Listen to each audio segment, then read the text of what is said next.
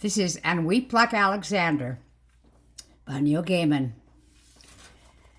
Little man hurried into the fountain and ordered a very large whiskey. "Because," he announced to the pub in general, "I deserve it."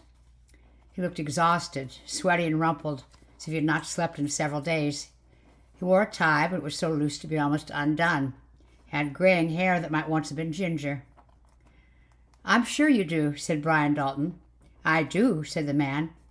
He took a sip of the whiskey as if to find out if he liked it, then, satisfied, gulped down half the glass. He stood completely still for a moment, like a statue.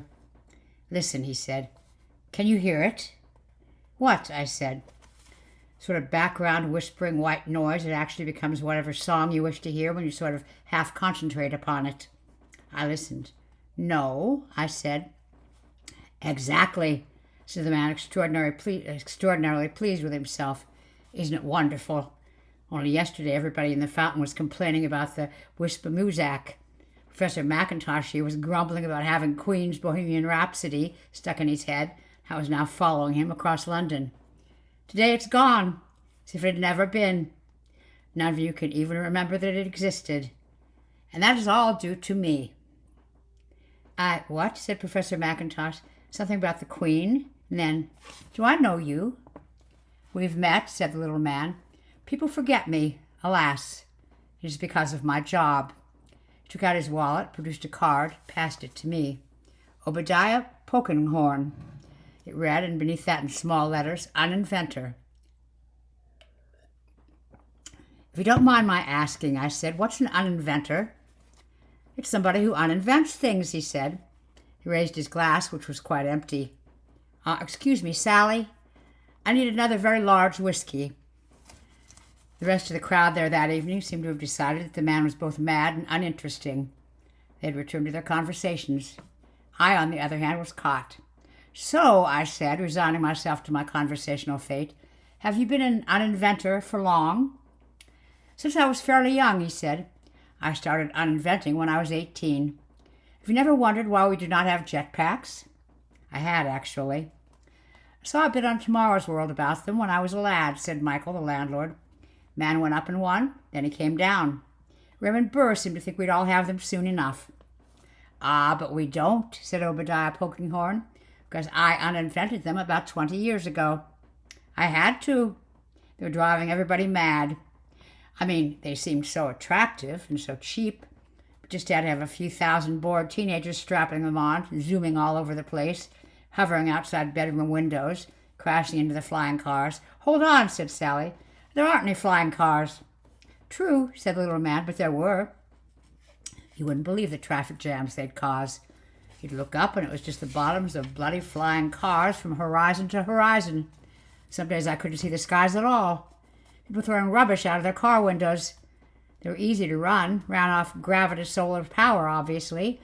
I didn't realize that they needed to go until I heard a lady talking about them on Radio 4. Why didn't we stick with non-flying cars? She had a point. Something needed to be done.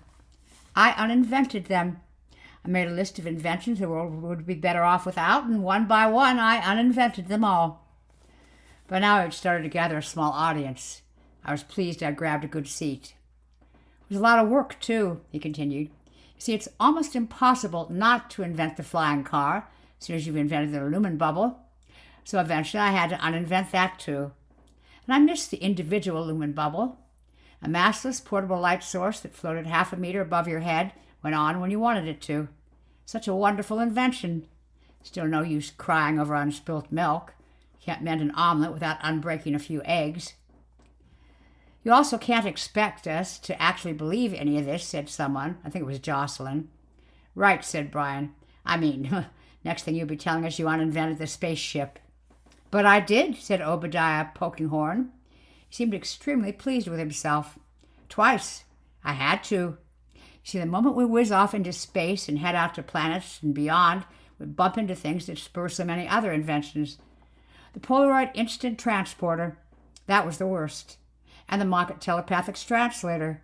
That was the worst as well.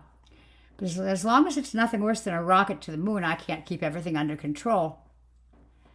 "So how exactly do you go about uninventing things?" I asked. "It's hard," he admitted. It's all about unpicking probability threads from the fabric of creation. They tend to be long and tangled, like spaghetti. So it's rather like having to unpick a strand of spaghetti from a haystack. Sounds like thirsty work, said Michael. I signaled him to pour me another pint of old Bodger. Fiddly, said the little man. Yes, I pride myself on doing good.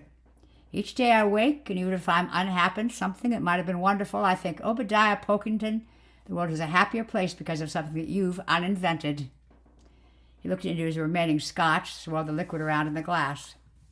The trouble is, he said, with a whiz Muzak gone, that's it, I'm done. It's all been uninvented. There are no more horizons left undiscovered, no more mountains left to unclimb. Nuclear power, suggested Tweet Peston. Before my time, said Obadiah. Can't uninvent things invented before I was born. Otherwise, I might uninvent something that would have led to my birth, and then where would we be? Nobody had any suggestions. Knee-high in jetpacks and flying cars, that's where, he told us. Not to mention Morrison's Martian emolument. For a moment he looked quite grim. Ooh, that stuff was nasty. And a cure for cancer. But frankly, given what it did to the oceans, I'd rather have the cancer. Now I have uninvented everything that was on my list. I shall go home, said Obadiah, poking horn bravely, and weep like Alexander, because there are no more worlds to unconquer. What is there left to uninvent? There was silence in the fountain. In the silence, Brian's iPhone rang. Yeah, he said. Then I'll call you back. It is unfortunate that the pulling out of one phone can have such an effect on other people around. Sometimes I think it's because we remember when we could smoke in pubs. Pull out our phones together as once we pulled out our cigarette packs. Probably it's because we're easily bored. Whatever the reason, the phones came out. Crown Baker took a photo of us all, then twit-pieced it. Jocelyn started to read her text messages.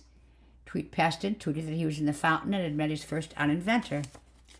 Professor McIntosh checked the test match scores, told us what they were, and emailed his brother in Inverness to grumble about them.